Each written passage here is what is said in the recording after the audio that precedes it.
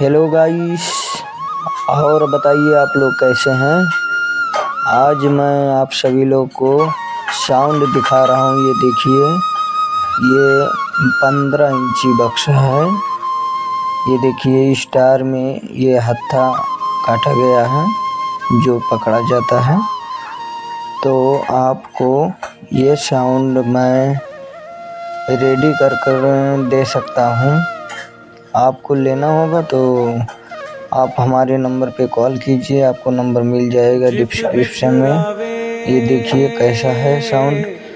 और इसका 14 इंची स्पीकर लगा है। अंदर देखिए, ये सारी पट्टी 1.5 इंच का पट्टी पूरी चारों तरफ से घुमाया गया है।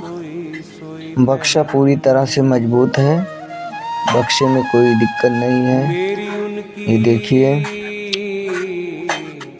और ये देखिए, एक ये मॉडल भी है। ये देखिए, सपोर्ट बहुत अच्छी तरीके से लगाया गया है। ये 18 इंची अंदर था और 35 इंची का ये जाली अंदर लगेगा। तो आप लोग को कैसा लगा ये वीडियो, ये मेरा साउंड, आप सभी लोग कमेंट करके बताइए। और साउंड लेना हो तो फ़ोन कीजिए, आपको सस्ते में मिलेगा।